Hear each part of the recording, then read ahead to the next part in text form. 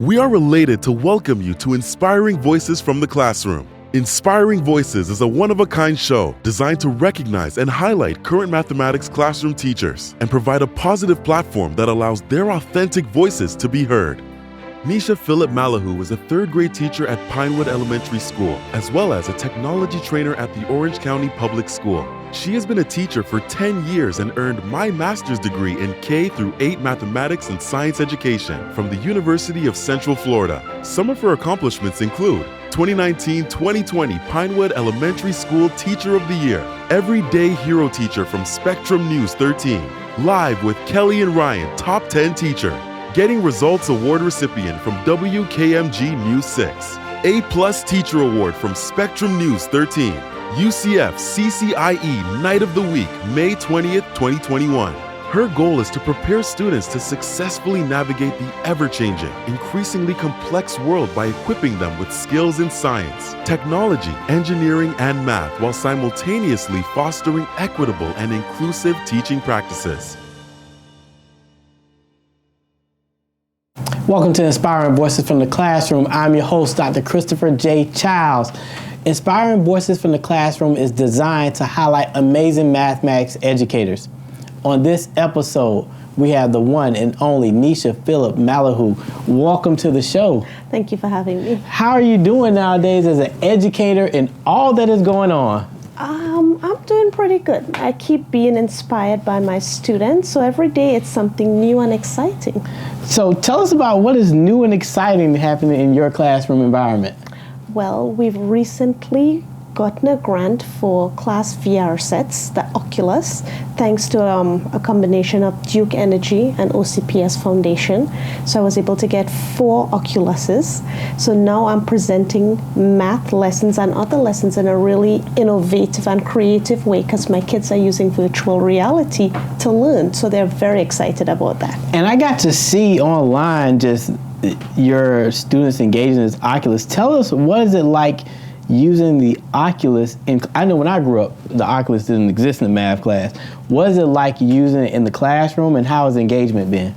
Well, the kids we teach nowadays are totally different from the kids we used to be growing up. So we can't teach the same way we used to teach. I noticed that kids nowadays are into technology and they're into gaming. So I was wondering, how could I utilize that to make them more engaged? So I did some research and I figured out, okay, kids are into Oculuses, they're into virtual reality. So when I get these devices, it's really engaging because they're in this totally different environment that stimulates them, that excites them, and makes them want to do the work. So it's really unique to see how encouraged they are and how they ask me, hey, can we do more of this? Can we do more lessons? They're the ones asking me to do the work. So that's really a shift from what I used to see to what I see now. So if you're out there and you work for Oculus, that's Microsoft, right? Yes. You work for Microsoft. I'm putting a challenge out. I need every classroom to have an Oculus device, and we can use it for educational purposes. We can use it for other things outside the classroom too. I have an Oculus at home. But we have to start harnessing technology in this world. Mm-hmm. We're seeing where AI is really taking over. And for me, what I love about AI and what I really love about the Oculus, I remember the first time I put one on, because I bought an Oculus for my daughter. I'm gonna be honest, I did not know what an Oculus was. She said, I want an Oculus. I said, cool, we're gonna get it. Did not know what it was. She put it on, she plays like a roller coaster game, and then one of the games you recommend online, she does have now the Mission ISS. But when I put the Oculus on the first time, I literally saw the future and what is possible using AI and technology to not replace educators. I know educators are watching this like, you trying to replace us? No.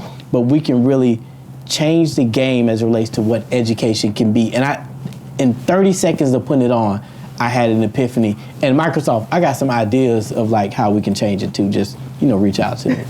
Reach out. Reach out to me. Now, let's change gears back to just mathematics classroom and how you've incorporated the Oculus. What is your teaching philosophy in your classroom? My teaching philosophy is to be more student-centered. I want to use the kids' authentic backgrounds. I want to use their lived experiences in the classroom. So that way they're more engaged. They want to learn because what they're learning is applicable to their actual lived experiences.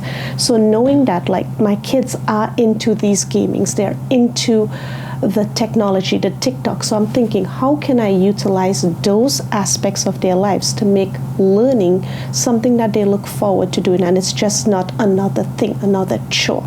So that's really the background behind it. How can I engage my kids by using things they're already comfortable with and bringing that to life in the classroom? And I love how you're saying you're bringing things that they're comfortable with.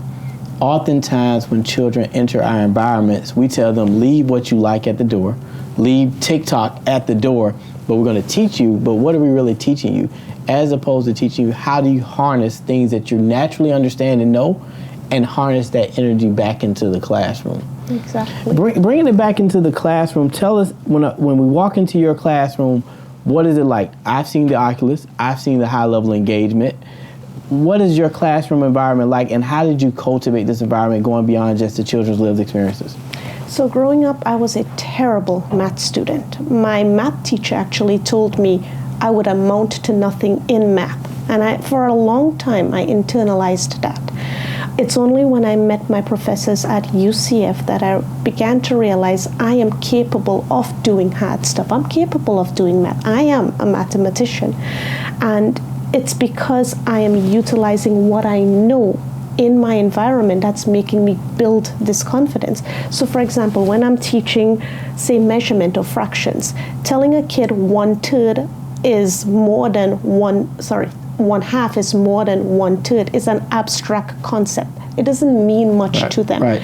But when I brought in a bread machine and I'm like, listen, I only got a half cup of a half measurement cup, but we need 2 cups of flour. How can I get that?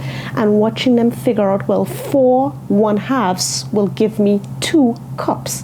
Like having them make those meaningful connections, it makes the math become more meaningful to them. So in my classroom, we bake bread, we make cookies, we go to the cafeteria all the time. We're bothering those people like, hey, can you put this to bake for us? Because I'm trying to see how can I make this math relevant and meaningful to them. So that's how we operate with our math class. And I think that's amazing because oftentimes we teach fractions so abstractly with just a number, 2 numbers, top number, bottom number, line in the middle. Yes, I can say numerator and denominator, y'all, but you know how we teach it sometimes. And we don't make it real to them. And I love how you use measuring cups, you use cooking. Mm-hmm. And in your classroom, you may have the next chef, you may have the next baker, you may just have someone who likes to cook. And we're making it real and applicable. And I love using cooking because did you know 1 in 6 children live in a food insecure household? Mm-hmm. Like, educators, children are literally starving to death in our environments, and we're not giving them the tools they need to survive. And fractions is a way we can utilize that connected to food of how we can literally help a child survive. I've had parents contact me and say, hey, when my kid came home, they taught me this new recipe. They're more engaged. They want to be in the kitchen and say, hey, Mom, we only need 3 ingredients to make these cookies. So it's like the whole family becomes involved in math now. Now I have parents texting me recipes from their homeland, which is really cool. So we get to make different varieties of stuff, different types of breads. We've done pumpernickel, we've done rye bread, because now it becomes this group project because my class is like a living community.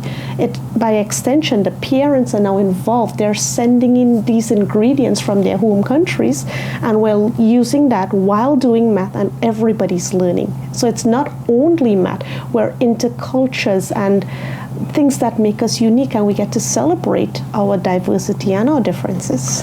So you're bringing families into a mathematics experience and actually making it comfortable for them to be a part of it, where they're not, oh my gosh, I don't know what operation to do with the fractions, but I can have a conversation about how we cook. I can show you how many half cups do I need to make 2 cups, and they're actually engaging and learning math themselves. I actually had a couple of parents reach out to me, and they're like, prior to this class, they're like, math was just doing the worksheets and they had to Google how to do this math.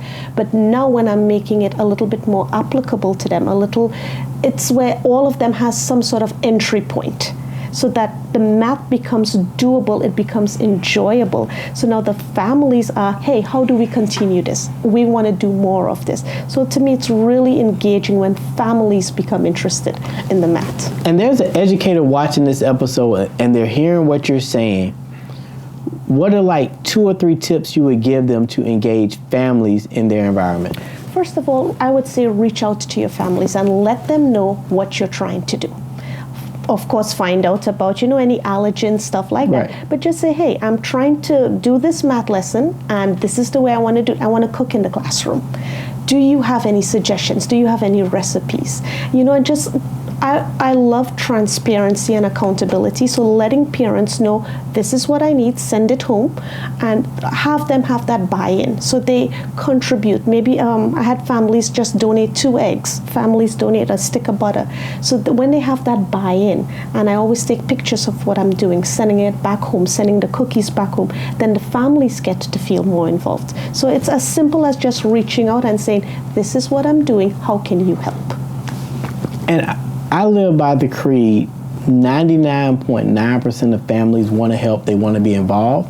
They literally just don't know how, and we don't create easy avenues for them to be a part of that experience, especially in math class, because we create so many barriers to what is math and how should we teach math, as opposed to, as you mentioned earlier, what are you bringing into this experience, and starting from there. Yeah, you just got to make it where they feel less intimidated. Math by itself is intimidating. So if you make it where families feel like they can ease into the process, families want to help their kids. They want to be there. So give them opportunities where they can, and you'll be surprised. As you talk about these families, and I've seen your classroom, and I see just the energy in there with the children. What is something that is bringing you joy in the work that you do? When those kids get their aha moments. I had a student recently join my classroom, and she told me straight up, I'm not a reader and I can't do math. She made no bones about it. And I'm like, you're a mathematician and you can read, and we're going to do what we need to do. Every day I've worked with this child. Last 2 weeks, she scored 100% in her test, and she was overjoyed. She was like, Miss Malahoo, can you text my mom? Can you tell? Like, she just wanted everyone to know. And I'm like, look at you. All we need to do as educators is invest in these children and tell them they can do it. We got to find them on their level, because not every child needs the same thing. And I think as educators, we present standardized worksheets. We present standardized lessons. And I know it's hard, but we have to really look at each child individually and give that child what they need in order to be successful. You're a Donors Choose ambassador. Could you tell us a little bit more about that and how our viewers can check you out? Sure. Donors Choose is a nonprofit organization that posts teachers' projects. So, for example, the bread maker and the Oculus is things that I'd like above and beyond what my school gives me. I post projects, and it is funded by members of the community. So check out donorschoose.org. It is a wonderful website, and anything you purchase there goes directly to the classroom. I've seen it work in your room, and I'm seeing all the amazing things that you're doing in the field. What would you like to leave our viewers with as it relates to being an educator? What would you like to, you can speak to the new educator, you can speak to the veteran educator, you can speak to the family. What would you like to leave our viewers with? Well, to all the educators that are out there, I know it's hard, I know it's tough, but we can do it. You just got to think, man, how can I reach that one child?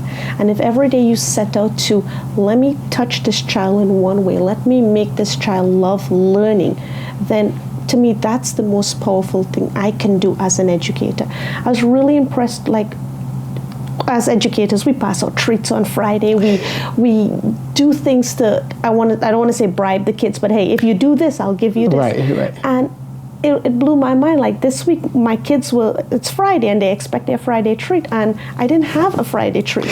And they looked at me, they're like, no, we're doing it because we want to do it. We're not doing it for a treat. So just to me, getting your kids to love learning, that is what our call as an educator is for. And to the community out there, I think that our community members need to step in and help educators bridge that gap. Because as educators, just doing curriculum and worksheets isn't enough. We need Oculuses, we need tablets, we need other technology. So if the community hears me out there, find a classroom to support. Donate your time, donate your resources. I have Starbucks stepping in. They have been assisting me in STEM Club. I have Above and Beyond for Change. They're tying into me and they're like, how can we support these children? There's so much community members out there. If they pick a classroom, adopt a classroom, and say, hey, I'm going to support you. What do you need? That is the hugest help you can give to a classroom teacher. Nisha, thank you for being on Inspiring Voices from the Classroom. Keep up the amazing work that you're doing. And I'm going to challenge our educator community, not educator community, our community in general watching this episode. What are you doing to financially help the local classroom in your community? She mentioned your time and effort. I'm going to mention your resources and the money. We cannot continue to operate in this deficit mindset as it relates to education. There's a lot of money in these communities. What are you doing to give back to your local school, and what are you doing to give back to other schools in your city? See how I wrap that around, because some people are going to say it's by zip code, but all of us can do better when it comes to finances and better overfunding our schools, overpaying our teachers, overpaying our administrators. Yes, I said overpaying, because if we want better, we have to do better, and it starts with where are you putting your money? Where are you putting those economic resources to improve education for innocent children? Children don't determine what school they go to. Zip codes determine essentially the school that they're going to be in. Zip codes determine the socioeconomic status of the community. So what are we doing as a whole to change that, where it doesn't matter what zip code you're in, you're going to get a high quality education? This has been your host, Dr. Christopher J. Childs. Tune into the next episode of Inspiring Voices from the Classroom. Do you want to be a guest on the show? Fill out the online submission form at www.christopherchilds.com/shows.